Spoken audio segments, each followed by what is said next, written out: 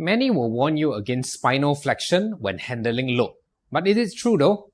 Here's a video of me doing a loaded Jefferson curl, and I have progressively loaded it up to 50 kg here. I sure didn't pop a disc.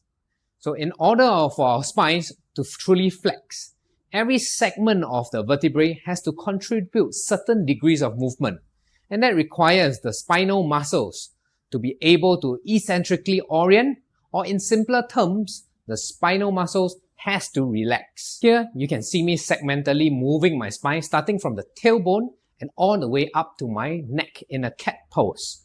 This is something I do frequently to ensure the mobility of my spine.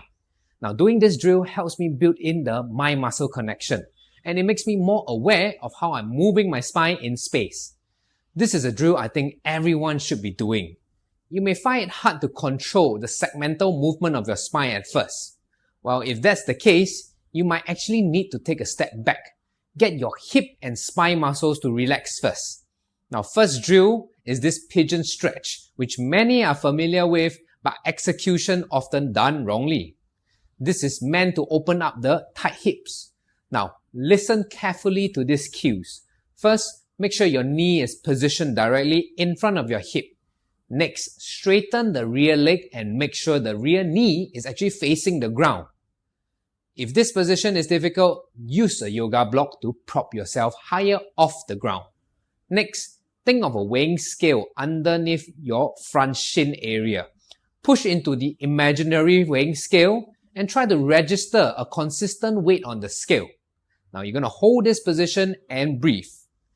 The breathing cycle should include long inhales and exhales. When you exhale, use your elbows to slightly push yourself further back, and at the same time, reach the rear leg further back. You're going to feel a deeper stretch in the hips. Do this for 6 long breaths. If you do this right, you should feel your back muscles expand with the inhale, along with some nice hip activation. Now, a word of caution though, don't turn this into a max effort drill. Effort should be around 50% of your max. So once you have done and mastered those 2 drills, you are ready to do the Jefferson curl. I suggest videoing yourself first when doing the spinal segmentation to actually see if you're truly moving segment by segment before actually trying out the Jefferson curl, because then you'll be putting load on your spine. If you can't move segmentally, that's not a good thing. So progressively load. I started out with a 5 kg in my hand for this. First, sit your hips back, and it will be beneficial to put a ball or yoga block in between your knees. Next, bend over while fully rounding your back. Take a few breaths to let your body get used to the position. Next, move segmentally through the spine into a standing position with your hips slightly back and only moving the hips forward nearing the end of the action. So one key point is to not lock out your knee to get a crazy hamstring stretch. This is something that is always done in a Jefferson curl, but I don't suggest it. I'll make a video on this another time. I would like you to keep a bent knee throughout this exercise. Now, you're going to progress slowly with the load.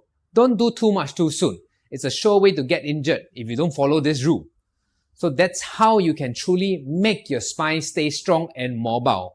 If you found this video helpful, leave me a thumbs up, subscribe, and hit that notification bell for any future uploads. See you in the next one.